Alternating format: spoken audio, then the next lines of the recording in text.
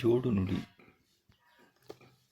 ಕನ್ನಡದಲ್ಲಿ ದ್ವಿರುಕ್ತಿಗಳಂತೆ ಎಷ್ಟು ಪದಗಳು ಬಳಕೆಗೊಳ್ಳುತ್ತವೆ, ಆದರೆ ಅವು ದ್ವಿರುಕ್ತಿಗಳಲ್ಲ. ಯಾಕೆಂದರೆ ಬಳಕೆಗೊಳ್ಳುವ ಪದವು 2 ಸಲ ಪುನರಾವರ್ತನೆಯಾಗುವುದಿಲ್ಲ. ಇಂತಹ ಪದಗಳನ್ನು ಜೋಡು ನುಡಿ ಎಂದು ಕರೆಯುತ್ತಾರೆ. ಅಂದರೆ ಬೇರೆ ಬೇರೆ ಪದಗಳು ಜೊತೆಯಾಗಿ ಬಳಕೆಗೊಂಡರೆ ಅದನ್ನು ಜೋಡು ನುಡಿ ಎನ್ನುತ್ತಾರೆ.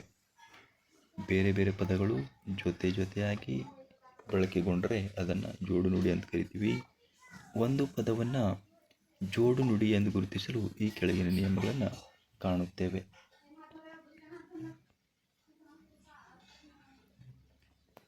ಒಂದೇ ಅರ್ಥ ಕೊಡುವ ಭಿನ್ನ ಭಾಷಾ ಪದಗಳು ಜೊತೆಯಾಗಿ ಬಳಕೆಗೊಂಡರೆ ಅದನ್ನು ಜೋಡು ನುಡಿ ಎಂದು ಕರೆಯುತ್ತಾರೆ. ನೋಡ್ರಿ, ಒಂದೇ ಅರ್ಥ ಕೊಡುವ ಭಿನ್ನ ಭಾಷಾ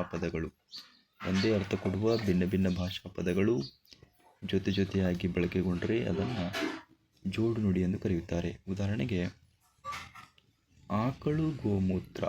ಇಲ್ಲಿ ಬೇರೆ ಬೇರೆ ಪದಗಳು ಜೊತೆಯಾಗಿ ಬಂದಿರುವುದರಿಂದ ಇದನ್ನು ನಾವು ಜೋಡು ನುಡಿ ಅಂತ ಕರಿತೀವಿ. ಆಕಳು, ಗೋಮೂತ್ರ. ಆಕಳು ಒಂದು ಪದ, ಗೋಮೂತ್ರ ಒಂದು ಪದ, ಎರಡೂ ಜೊತೆಯಾಗಿ ಬಂದಿರುವುದರಿಂದ ಇದನ್ನು ಜೋಡು ನುಡಿ ಅಂತ ಕರಿತೀವಿ.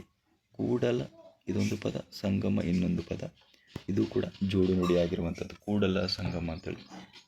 ಎರಡು ಒಂದೇ ಅರ್ಥ ಕೊಡುವ ಭಿನ್ನ ಭಾಷಾ ಪದಗಳು ಜೊತೆಯಾಗಿ ಬಂದರೆ ಅದನ್ನೇ ಅಂತಂದ್ರೆ ಜೋಡು ನುಡಿ ಅಂತ ಕರಿತೀವಿ.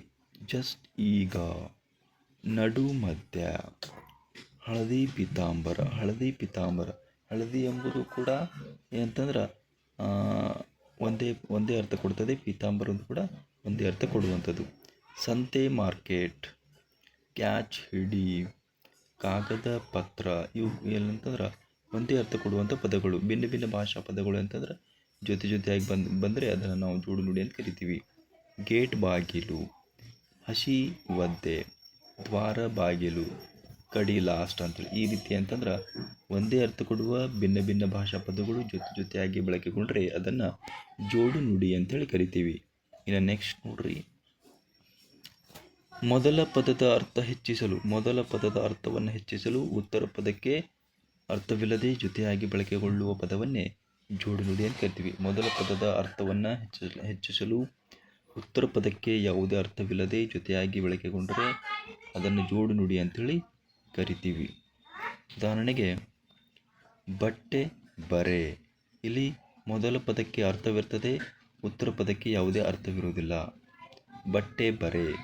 ಕಾಯಿ, ಕಸರು, ಕಸ ಕಡ್ಡಿ, ಸೊಪ್ಪು, ಸದೆ, ಮಕ್ಕಳು, ಮರಿ. ಈ ರೀತಿ ಅಂತಂದ್ರೆ ಮೊದಲ ಪದಕ್ಕೆ ಅರ್ಥವಿರ್ತದೆ, ಉತ್ತರ ಪದಕ್ಕೆ ಯಾವುದೇ ಅರ್ಥವಿಲ್ಲದೆ ಜೊತೆಯಾಗಿ ಬಳಕೆಗೊಂಡರೆ ಅದನ್ನು ಕೂಡ ನಾವು ಜೋಡು ನುಡಿ ಅಂತ ಕರಿತೀವಿ.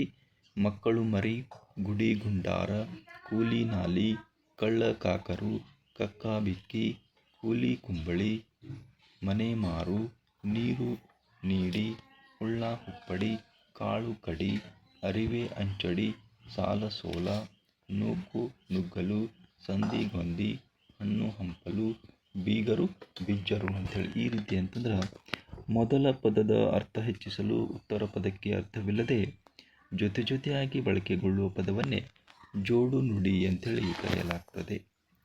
ನೆಕ್ಸ್ಟ್, ಕೆಲವು ವಿರುದ್ಧಾರ್ಥಕ ಪದಗಳು ಜೊತೆಯಾಗಿ ಬಳಕೆಗೊಂಡರೆ ಅದನ್ನು ಜೋಡು ನುಡಿ ಎಂದು ಕರೆಯುತ್ತಾರೆ. ಕೆಲವು ವಿರುದ್ಧಾರ್ಥಕ ಪದಗಳು ಜೊತೆಯಾಗಿ ಬಳಕೆಗೊಂಡರೆ ಅದನ್ನು ಜೋಡು ನುಡಿ ಅಂತ ಕರಿತೀವಿ. ಫಾರ್ ಎಕ್ಸಾಂಪಲ್ ನೋಡ್ರಿ, ಉದಾಹರಣೆಗೆ ಮನೆ, ಮಠ, ಹುಟ್ಟು, ಸಾವು. ಇವು ಅಂತಂದ್ರೆ ವಿರುದ್ಧಾರ್ಥಕ ಪದಗಳು. ಎರಡೂ ಜೊತೆಯಾಗಿ ಬಂದಿರುವುದರಿಂದ ಇವುಗಳನ್ನು ಜೋಡು ನುಡಿ ಅಂತ ಕರಿತೀವಿ. ಮನೆ, ಮಠ, ಹುಟ್ಟು, ಸಾವು. ಕಷ್ಟ, ಸುಖ, ಮೇಲೆ, ಕೆಳಗೆ, ಹಗಲು, ರಾತ್ರಿ, ಹಿಂದೆ, ಮುಂದೆ, ಬೈಗು, ಬೆಳಗು, ಸರಿ, ತಪ್ಪು, ನೋವು, ನಲಿವು, ಸಿಹಿ, ಕಹಿ, ಸ್ವರ್ಗ, ನರಕ, ಪಂಡಿತ, ಪಾಮರ ಅಂತೇಳಿ. ಈ ರೀತಿ ಅಂತಂದ್ರೆ ವಿರುದ್ಧಾರ್ಥಕ ಪದಗಳು ಜೊತೆಯಾಗಿ ಬಳಕೆಗೊಂಡ್ರೆ ಅದನ್ನು ಜೋಡು ನುಡಿ ಅಂತೇಳಿ ಕರಿತೀವಿ. ಇನ್ನು ನೆಕ್ಸ್ಟ್ ನೋಡ್ರಿ, ಬೇರೆ ಬೇರೆ ಅರ್ಥ ಕೊಡುವ ಎರಡು ಪದಗಳು ಜೊತೆಯಾಗಿ ಬಳಕೆಗೊಂಡರೆ ಅದನ್ನು ಜೋಡು ನುಡಿ ಎಂದು ಕರೆಯುತ್ತಾರೆ. ಅಂದರೆ ಬೇರೆ ಬೇರೆ ಪದಗಳು, ಬೇರೆ ಬೇರೆ ಅರ್ಥ ಕೊಡುವಂಥ ಪದಗಳು ಎರಡು ಪದಗಳು ಜೊತೆಯಾಗಿ ಬಳಕೆಗೊಂಡ್ರೆ ಅದನ್ನು ಕೂಡ ಜೋಡು ನುಡಿ ಅಂತ ಕರಿತೀವಿ ನಾವು. ಆಟ ಒಂದು ಪದ, ಪಾಠ ಒಂದು ಪದ, ಇವೆರಡು ಅಂತಂದರೆ ಜೊತೆಯಾಗಿ ಬಂದಿರುವಂಥದ್ದು. ಹಾಗಾಗಿ ಇದನ್ನು ನಾವು ಜೋಡು ನುಡಿ ಅಂತ ಕರಿತೀವಿ.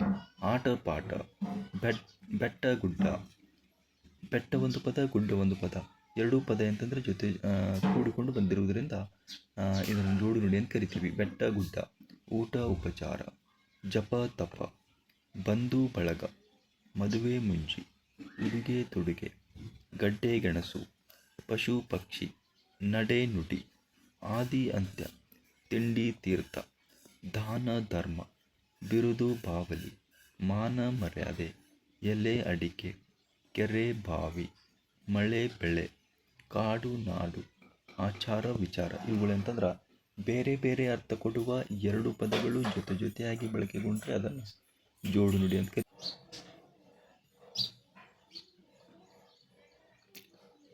ಇನ್ನು ಮಾತಿಗೊಂದು ಗೀತು.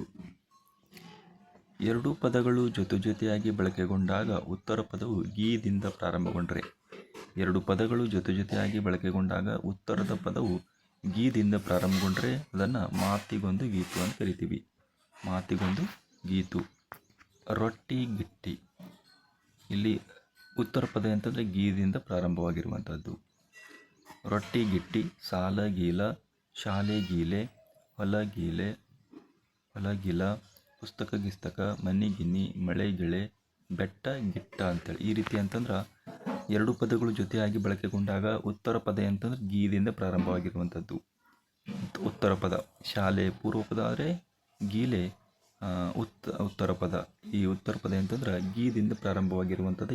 ಈ ಪದಗಳನ್ನು ಮಾತಿಗೊಂದು ಗೀತು ಪದಗಳು ಅಂತೇಳಿ ಕರೆಯಲಾಗ್ತದೆ. ಈ ಒಂದು ವಿಡಿಯೋದಲ್ಲಿ ಜೋಡು ನುಡಿಗಳ ಬಗ್ಗೆ ಸಂಕ್ಷಿಪ್ತವಾಗಿ ನಾವು ಅಧ್ಯಯನ ಮಾಡಿದೆವು. ಈ ವಿಡಿಯೋನ ಇಷ್ಟವಾದರೆ ಲೈಕ್ ಮಾಡಿರಿ, ಶೇರ್ ಮಾಡಿರಿ ಮತ್ತು ಸಬ್ಸ್ಕ್ರೈಬ್ ಮಾಡಿಕೊಳ್ಳಲು ಮರೆತಿರಿ ಅಂತ ಹೇಳ್ತಾ ಧನ್ಯವಾದಗಳು.